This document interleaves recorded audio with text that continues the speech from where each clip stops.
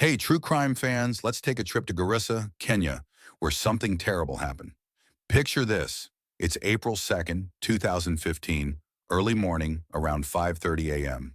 Garissa University College is quiet, with nearly 900 students sleeping in their dorms or praying before class.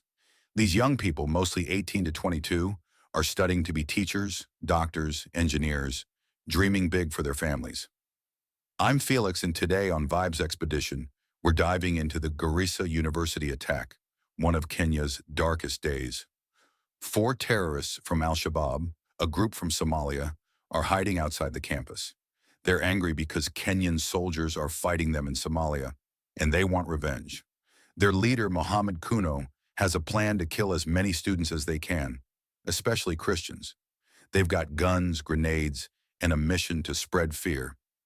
Can you imagine being a student there, thinking it's just another day, not knowing what's coming? This attack will change Kenya forever, and I'm here to walk you through it. Let's go back to that morning and see what really happened at Garissa University. Stay with me. It's 5:30 a.m. The sun's just coming up in Garissa. Suddenly, the four gunmen storm the university gate. There are only two guards on duty, and guess what? They don't even have guns. The terrorists shoot them dead and run inside, heading straight for the dorms. Imagine the students. Some are still asleep, others are praying when they hear gunshots. They wake up screaming, running for their lives. The gunmen are firing AK-47s, and the sound is everywhere. They throw grenades and explosions shake the campus. They go room to room asking, "Are you Muslim or Christian?" If a student says Christian, they shoot them right there. If they say Muslim, they might let them go. But some Muslims die anyway, trying to save their friends. In just minutes, 20 students are dead. Blood is on the floors, bodies are everywhere, and the gunmen take over 700 students hostage. They're holding them in dorms and halls, planning to kill more. Can you feel the fear those students felt? This attack is just starting, and it's going to get worse. Let's keep going and see what happens next. Cynthia Charoidich. She's 19 years old. When she hears the gunshots, she knows she has to hide. She runs to her dorm room and squeezes into a wardrobe with her friend, holding her breath to stay quiet. The terrorists come in shouting, "Where are you?" They check under the beds but don't look in the wardrobe. Cynthia stays there shaking for hours. But not everyone is as lucky. The gunmen find 50 students hiding in a hall. They make them lie on the floor and shoot them one by one. Some students pretend to be dead, lying in blood, hoping to survive. Another student, Helen Titus, hides in a closet but gets found. The terrorists take her to a room, tell the women to lie down, and say the Quran doesn't allow killing women. But then they shoot anyway. Helen survives by smearing her friend's blood on her face and playing dead. This attack goes on for 15 hours, killing 148 people, mostly students. Kenyan soldiers finally show up, but it's too late for so many. The Kenyan soldiers arrive around 7 a.m., but stopping this attack isn't easy. It takes them 15 hours to end it. Can you believe that? They don't have a good plan, and the terrorists keep shooting. The soldiers clear 3 of the 4 dorms, helping over 580 students escape, but so many are already gone. They finally corner the gunmen in a women's dorm. These terrorists are wearing suicide vests, and when the soldiers shoot them, the vests explode, killing all 4 attackers. The police find bombs the terrorists plan to use for even more destruction. They also find survivors, like Cynthia, who comes out of the wardrobe after 2 days. She's weak but alive, saying, "I heard them killing my friends." When the police look around, they see the horror. Bodies everywhere, most shot in the head. Out of 148 victims, 142 are students, their dreams stolen. The police find out the attack was planned by Mohammed Kuno, a Kenyan who used to be a teacher in Garissa. He joined Al-Shabaab to punish Kenya for fighting in Somalia. But why was security so bad? What went wrong here? The police find out Mohammed Kuno had helpers who gave him guns and info about the university. They arrest 5 men who helped plan the attack. One of them, Mohammed Ali Abakar, is caught hiding in Somalia. The police say he helped the terrorists get inside. They also learned the gunmen were on the phone with Al-Shabaab leaders in Somalia, saying, "We're killing Christians." But here's the shocking part. Security at Garissa University was terrible. There were only 2 unarmed guards for 800 students. The campus didn't even have a proper fence, so the terrorists just walked in. There were warnings days before. Strangers were seen in Garissa, and a nearby college closed after hearing threats. But Garissa University stayed open. Can you imagine how angry people were? They're asking, why didn't the government protect our kids? Parents come to Garissa hoping to find their children alive, but most only find bodies. Some students are missing for days and families hold on to hope, but it's heartbreaking. This attack makes Kenyans feel so unsafe. They're wondering, are schools targets now? After the attack, Kenya is in tears. 148 families lose their loved ones. Funerals happen all over the country, with parents crying over their kids' coffins. People bring flowers, candles, and photos to Garissa University to honor the students, leaving messages like, "We'll never forget you." President Uhuru Kenyatta speaks on TV saying, "This is a sad day for Kenya." He promises to fight Al-Shabaab and make schools safer, but people don't trust him. They're like, "You didn't protect Garissa. Why should we believe you now?" Survivors like Cynthia are so scared. She says, "I hear gunshots in my dreams. I can't go back to school." Many students leave Garissa University and never return. But there's some hope. Muslims in Kenya helped Christians during the attack, some even dying to save their friends. It shows love is stronger than hate, even in the worst times. Still, the pain is so deep. Families will never see their kids again, and Garissa becomes a place of sorrow. On April 2nd, 2025, I saw posts on X. Parents and survivors gathered at Kituo cha Sheria grounds in Kenya, lighting candles and praying for justice, 10 years after the attack. The police take the 5 men they arrested to court.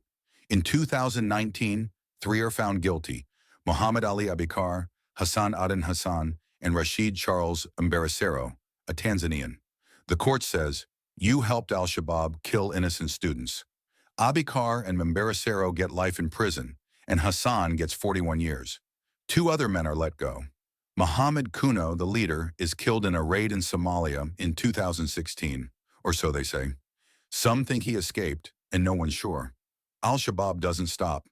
They keep attacking Kenya, saying, "We'll make your cities run red with blood."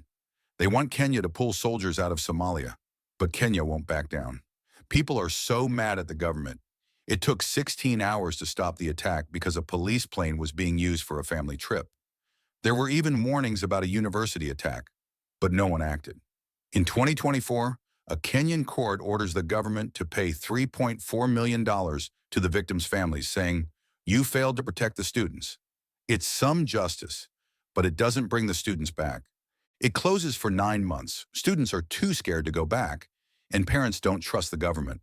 The university reopens in 2016, and some brave students, like Ahmed Ismail, return and graduate. Ahmed says, "We showed Al-Shabaab we won't give up. Garissa University will not fail." But it's not the same. There are more guards, better fences, and everyone's on edge. The government makes new rules to check school security across Kenya, but some say it's not enough.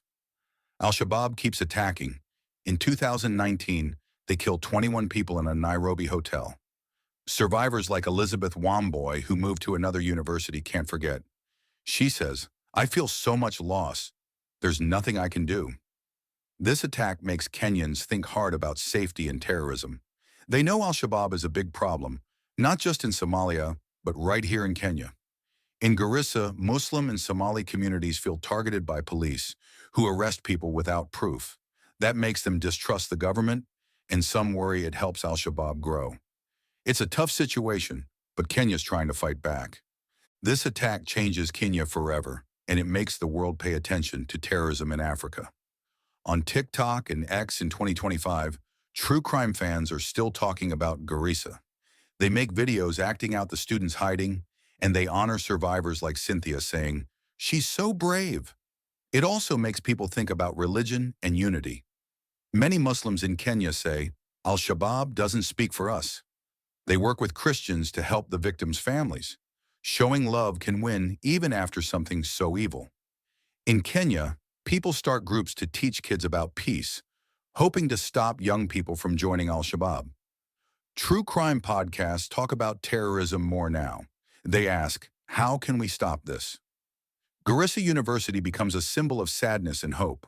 Al-Shabaab wanted to stop Kenya's growth and divide people by religion. But it didn't work. Kenyans come together, and the students' dreams live on through survivors who keep studying. This attack reminds us that terrorism is a global problem, and we need to fight it with unity, not hate. Garissa's story is a call for peace. The government sets up a national counterterrorism center to train police and soldiers better. They work with countries like the US to share info about Al-Shabaab. But some people on X in 2025 say that's not enough. They think Kenya should focus on fixing poverty and unemployment in places like Garissa, because Al-Shabaab often recruits poor, angry youth. Schools start teaching kids about peace and unity, hoping to stop hate before it grows. Survivors like Cynthia become voices for change. She speaks at events saying, "We must protect our children." The attack also gets the world's attention. Countries send help to Kenya, giving money and training to fight Al-Shabaab. But the group is still strong. They hide in Somalia's chaos and plan more attacks. Every year on April 2nd, Garissa University holds a memorial with prayers and songs for the 148 victims. It's a day to remember and heal. The attack teaches Kenya a hard lesson. Terrorism is close to home, and everyone has to work together to stop it. But there's more. The Garissa attack makes the whole world think about keeping schools safe. After this, countries in Africa, like Nigeria and Uganda, start checking their schools for security risks. They learn from Kenya's mistakes, adding more guards and making emergency plans.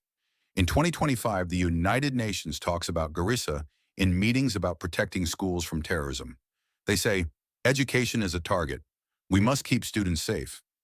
This attack also changes how people see Al-Shabaab. Before, many thought they only attacked in Somalia, but Garissa shows they can strike anywhere.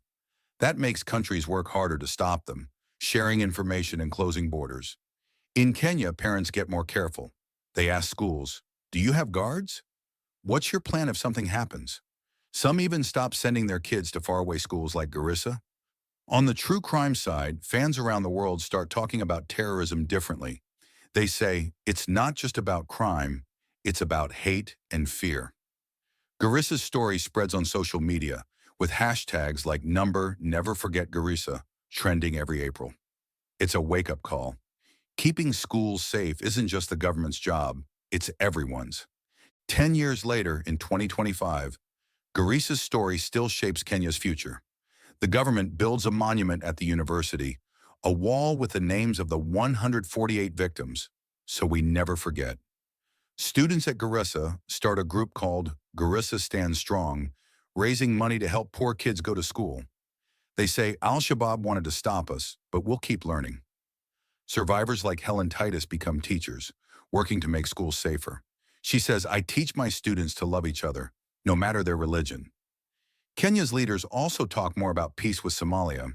They know Al-Shabaab grows because Somalia is unstable, so they help with peace talks there.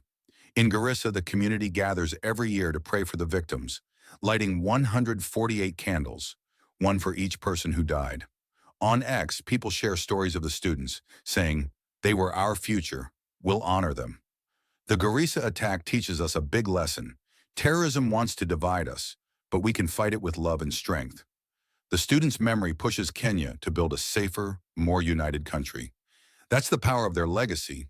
Let's never forget what happened at Garissa.